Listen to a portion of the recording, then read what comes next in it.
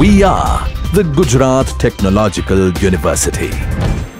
Since its inception over a decade ago, GTU has been empowering young and curating minds to realize their true potential. Over 4 lakh inspired students are enrolled with one of the premier academic universities in India. With more than 450 affiliated colleges in its fold operating across 5 zones of the state, GTU, the International Innovative University, your place to move forward.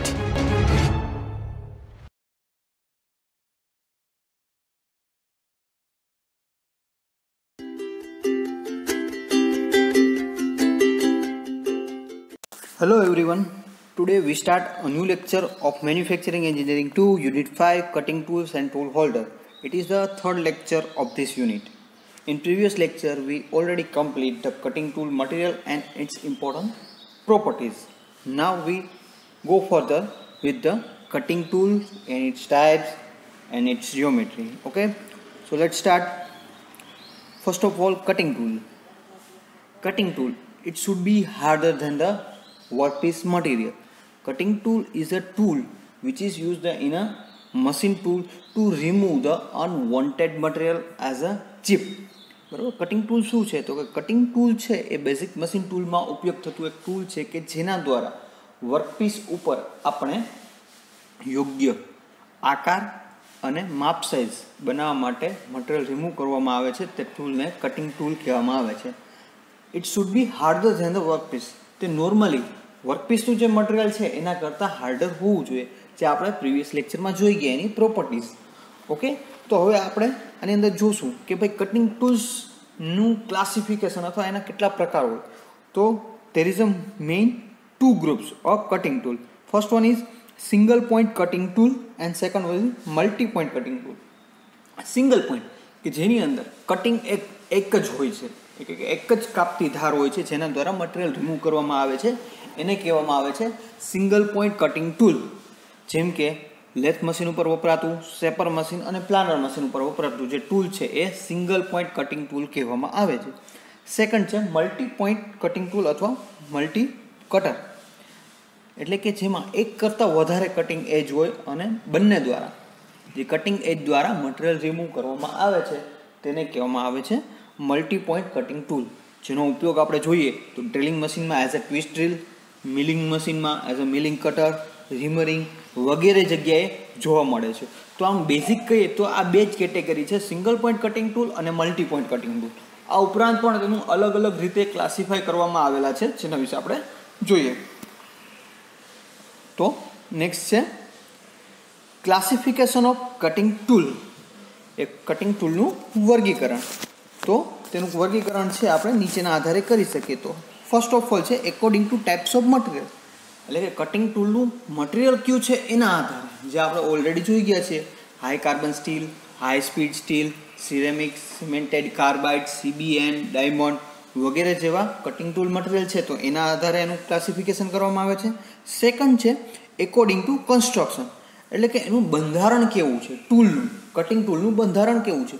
તો એમાં અમુક tool છે જે directly use કરીએ છીએ as a solid તરીકે, જેમ કે HSS છે તો એની બીટ આવે છે અને ડાયરેક્ટલી આપણે યુઝ કરીએ છીએ.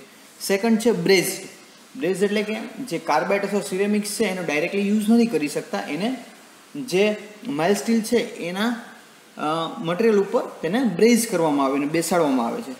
સેકન્ડ છે ઇન્ડેક્સેબલ અને થ્રો અવે, એટલે કે વાપરી અને યુઝ કરીને ફેંકી દેવાનું, જેમ કે ડાયમંડ ડ્રેસર છે વગેરે. અને ઇન્ડેક્સેબલ છે મીન્સ કે અમુક સિરેમિક્સ અને સિમેન્ટેડ કાર્બાઇડ્સ અથવા સિરેમિક્સને અમુક બીટ આવે છે જેને બોલ્ટિંગ દ્વારા અને ક્લેમ્પ દ્વારા તેને ટૂલ હોલ્ડર ઉપર પકડાવવામાં આવે છે, એને ઇન્ડેક્સેબલ કહેવામાં આવે છે. તો એકોર્ડિંગ ટુ કન્સ્ટ્રક્શન કે કઈ રીતે આપણે ટૂલને બંધારણ કઈ રીતે છે એના આધારે. નેક્સ્ટ છે એકોર્ડિંગ ટુ મશીન ટૂલ, એટલે કે આ ટૂલને ક્યાં મશીન ટૂલ ઉપર વાપરવામાં આવે છે તેના આધારે. તો એના આધારે સૌ પ્રથમ છે લેથ મશીન, ડ્રિલિંગ મશીન ઉપર વાપરવાનું હતું drilling machine, milling machine, shaper, planer આ વગેરે મશીન ઉપર જે ટૂલ વાપરવામાં આવે છે એને પોતપોતાના નામ આવે છે. લેથ મશીન ઉપર સિંગલ પોઈન્ટ કટિંગ ટૂલ છે, ડ્રિલિંગ મશીન ઉપર ડ્રિલ બીટ છે, મિલિંગ મશીન ઉપર મિલિંગ કટર છે. તો એના આધારે અને લાસ્ટમાં છે એકોર્ડિંગ ટુ ઓપરેશન, તેના દ્વારા કયા પ્રકારનું ઓપરેશન કરવામાં આવે છે એના આધારે તેના બે પ્રકાર છે, એક ફિનિશિંગ ઓપરેશન અને સેકન્ડ છે રફિંગ ઓપરેશન. એટલે કે જ્યારે મટીરિયલ વધારે રિમૂવ કરવું હોય અને સાઇઝ અથવા તો જે સરફેસ ફિનિશ જનરેટ થાય છે એના ઉપર ધ્યાન ન આપવું હોય તો એવા ઓપરેશનને રફિંગ ઓપરેશન કહેવામાં આવે છે, જેમાં ડેપ્થ ઓફ કટ અથવા તો MRR છે વધુ જનરેટ કરવાનો હોય છે. અને સેકન્ડ છે ફિનિશિંગ ઓપરેશન, કે જ્યારે MRRનું કોઈ મહત્ત્વ નથી, તેની સાઇઝ અને સરફેસ ફિનિશ જે મેળવવાનું છે એની ઉપર આપણે વધારે ધ્યાન આપીએ ત્યારે એવા ઓપરેશનને આપણે ફિનિશિંગ ઓપરેશન કરીએ છીએ. તો બંને ટૂલ એક પ્રકારના જ હોય છે, પરંતુ તેના જે એંગલ આપવામાં આવે છે, ઇમ્પોર્ટન્ટ એંગલ, આ જે આપણે નેક્સ્ટ આગળના ભાગમાં શીખીશું તે અલગ હોય છે. એના આધારે એનું ફિનિશિંગ અને રફિંગ ઓપરેશનમાં ડિવાઈડ કરવામાં આવે છે. તો મિત્રો, આ 4 ટાઈપ્સ થઈ ગયા classification of cutting tool, according to types of material, according to construction, according to machine tool અને એકોર્ડિંગ ટુ ઓપરેશન. આ ઉપરાંત એની મેઇન બે જ કેટેગરી છે, એક સિંગલ પોઈન્ટ કટિંગ ટૂલ અને એક multi point cutting tool. Okay મિત્રો, તો આ થઈ ગયું કટિંગ ટૂલનું ક્લાસિફિકેશન. નેક્સ્ટ જોઈએ કટિંગ ટૂલ જીઓમેટ્રી. તો આપની સમક્ષ જે ફિગર રજૂ કરેલી છે એ સિંગલ પોઈન્ટ કટિંગ ટૂલ જીઓમેટ્રીની છે.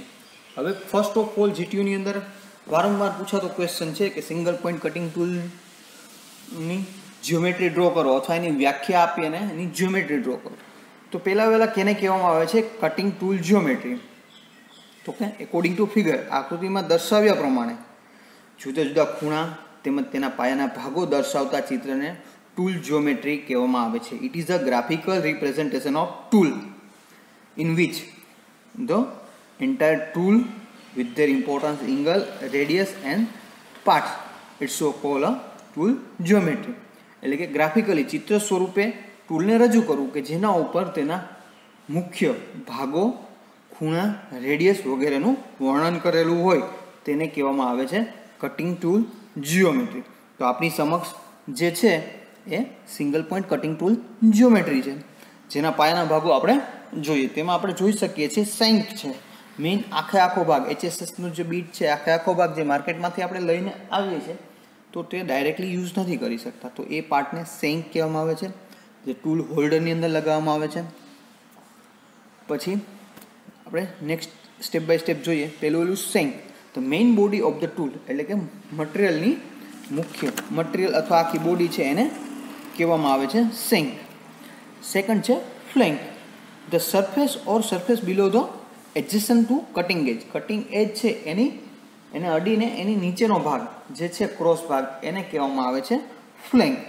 પછી હીલ છે, એટલે કે નીચેનો ભાગ, જે તળિયાનો ભાગ છે કે જે સપોર્ટ આપે છે અને ફ્લેન્કની નીચેનો ભાગ છે એને હીલ કહેવામાં આવે છે. ફેસ એ સરફેસ છે કે જ્યાંથી ચીપ છે એ પસાર થાય છે, કટિંગ થઈને પસાર થાય છે, એ પોર્શનને કહેવામાં આવે છે ફેસ.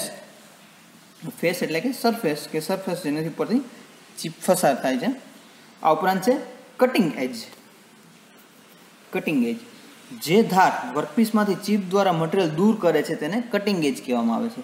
મુખ્યત્વે તેમાં બે કટિંગ એજ હોય છે, એક સાઇડ કટિંગ એજ અને એક એન્ડ કટિંગ એજ હોય છે, અને તે બંનેને જોડીએ ત્યાં એક રેડિયસ આપવામાં આવે છે, નોઝ રેડિયસ તેને કહેવામાં આવે છે. The total cutting edge consists of the side cutting edge and the nose and the end cutting edge. Nose કેને કહેવામાં આવે છે? તો કે આ એક ટૂલનો એક ભાગ છે જ્યાં ચેમ્ફર અથવા ગોળાઈ આપવામાં આવે છે, જે સાઇડ કટિંગ અને એન્ડ કટિંગને જે જગ્યાએ ભેગા થાય છે એ જગ્યાએ આપવામાં આવે છે, જેને કહેવામાં આવે છે નોઝ. તો આ બધા એના ઇમ્પોર્ટન્ટ ભાગો થઈ ગયા. હવે આપણે એના ઇમ્પોર્ટન્ટ એંગલ ક્યાં ક્યાં આપવામાં આવે છે એના વિશે ચર્ચા કરીએ. તો આપણી સમક્ષ સિંગલ પોઈન્ટ કટિંગ ટૂલ જીઓમેટ્રીનું ઓર્થોગ્રાફિક પ્રેઝન્ટેશન આપેલું છે, જેની અંદર તમે સાઇડ વ્યૂ, ટોપ વ્યૂ અને ફ્રન્ટ વ્યૂ જોઈ શકો છો. તો સાઇડ વ્યૂમાં આપણે સૌ પ્રથમ આપણે જોઈએ તો પહેલાં જે ભાગ છે, જે મેઇન બોડી એટલે કે સેન્ક છે, ત્યાંથી એક ડાઉનવર્ડ એંગલ આપવામાં આવે છે, જેને કહેવામાં આવે છે બેક રેક એંગલ. મહત્ત્વ બહુ વધારે છે, એના ટાઈપ્સ પણ આપણે જોશું. સૌ પ્રથમ આપણે એને આપશું બેક રેક એંગલ. એનું જરૂરિયાત શું છે? તો કે જે ચિપ જનરેટ થાય છે તેને ઇઝીલી સ્લાઇડ થઈ અને પસાર થઈ શકે એના માટે, અને બાકીનો પોર્શન છે એ ત્યાં ટચ ન થાય, એટલે કટિંગ એજ જે છે ત્યાંથી ડાઉનવર્ડ આપવામાં આવે છે, એને કહેવામાં આવે છે બેક રેક એંગલ. એ જ રીતે જે સાઇડ વ્યૂમાં જોઈ ગયા એ જ રીતે ફ્રન્ટ વ્યૂમાં જોશો તો ત્યાં પણ એ રેક એંગલ આપવામાં આવે છે અને ઢાળ આપવામાં આવે છે, જેને કહેવામાં આવે છે side rack angle.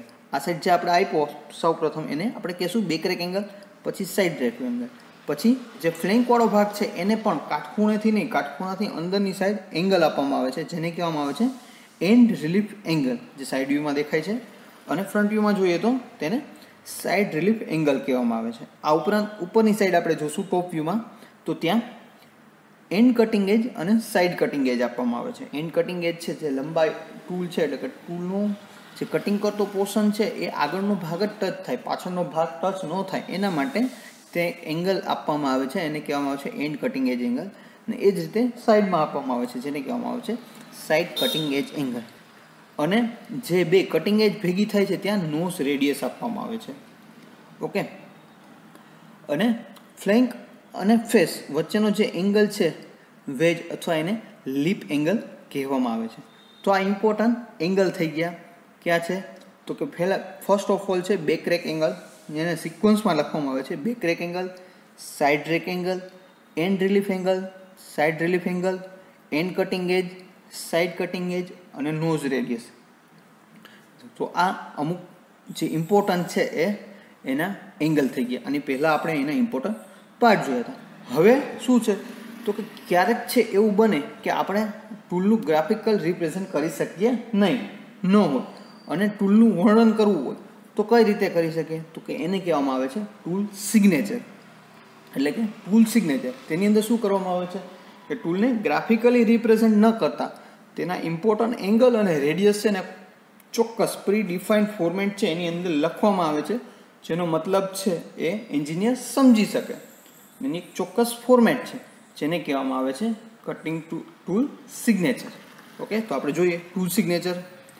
Tool signature. A convenient way to specify tool angles is by use of standardized abbreviation system called tool signature. Sometimes it's also called as tool character.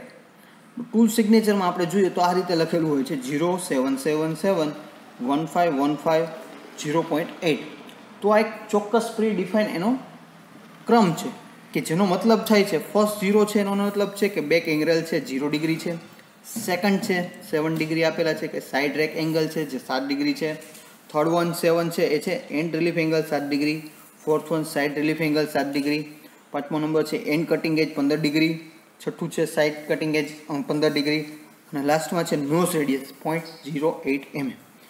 તો શું કીધું ટૂલ સિગ્નેચર એટલે કે cutting tool geometry અને tool સિગ્નેચરમાં શું તફાવત છે કે જ્યારે ટૂલ જ્યોમેટ્રી આપણે ડ્રો કરી શકતા નથી અથવા આપી શકતા નથી ત્યારે શું કરીએ છીએ તો કે આપણા જે એંગલ છે એને પ્રી ડિફાઇન્ડ ફોર્મેટની અંદર લખી રાખીએ છીએ અને લખીને આપવામાં આવે છે, તેને કહેવામાં આવે છે ટૂલ સિગ્નેચર. તો આનો તફાવત થઈ ગયો. Tool geometry is a graphical representation of tool in which important angle and radius described on it, and tool signature it is used when graphical representation is not possible, then we used only proper sequence to define tool angle. It's called tool signature. તો આ થઈ ગઈ tool સિગ્નેચરની વાત.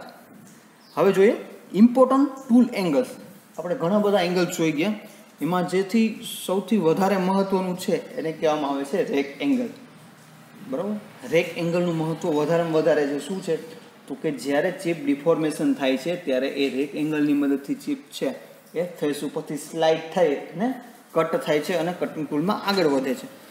તો આ angle જે back rack angle અથવા rack angle છે એના 3 મેઇનલી પ્રકાર છે. તો આપણે જોઈએ the angle between the face of the tool and a line parallel with the base of the tool measure in a perpendicular plane through the side cutting edge. It is the angle which measure the slope of the face of the tool from the nose toward the rear.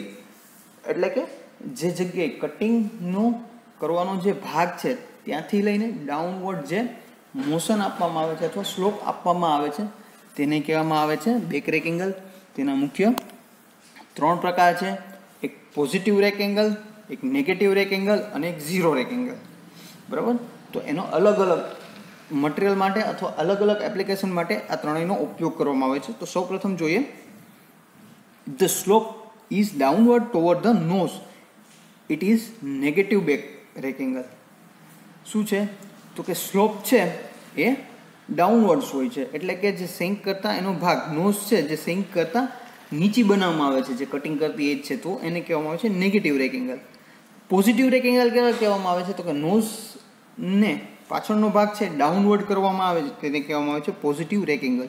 અને જ્યારે slope નથી આપવામાં આવતો ત્યારે તેને કહેવામાં આવે છે ઝીરો રેક એંગલ.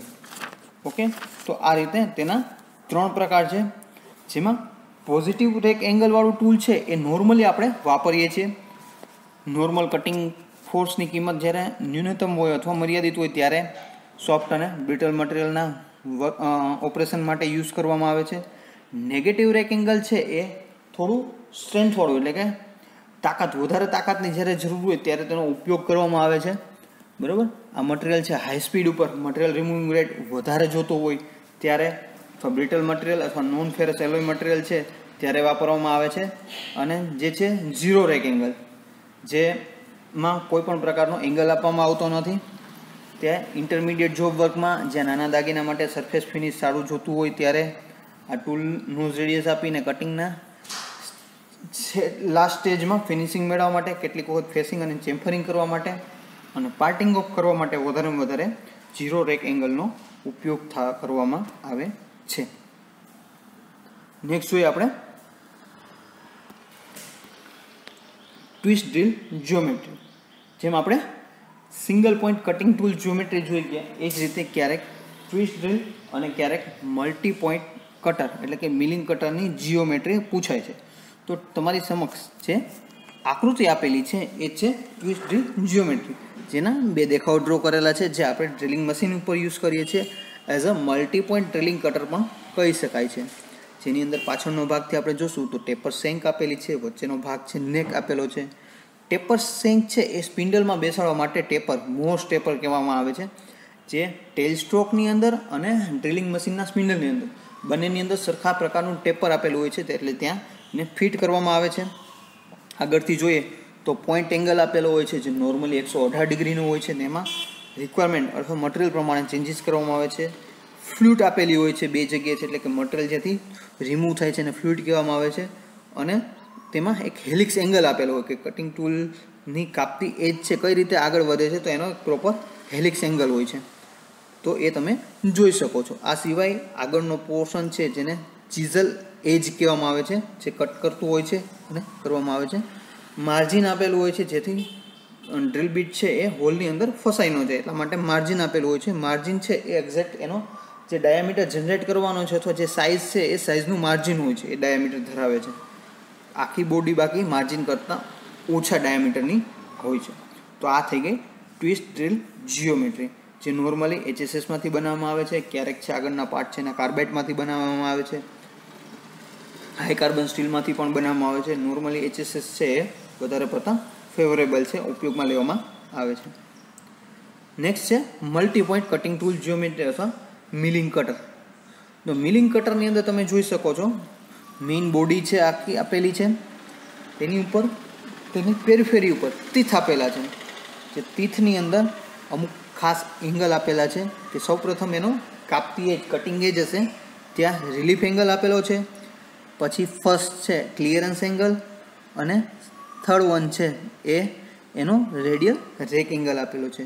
પાછળનો ભાગ છે જે તાકાત ધરાવે છે એને બેક ઓફ ટૂથ કહેવામાં આવે છે. પછી જે કટિંગ કરતી ધાર છે એની અમુક થિકનેસ હશે જેને લેન્ડ કહેવામાં આવે છે. ફિલેટ આપેલી છે જ્યાંથી ચીપ છે એ રિમૂવ કરવામાં આવે છે, અને ફેસ કે જ્યાંથી ચીપ છે એ પસાર થવામાં આવે છે.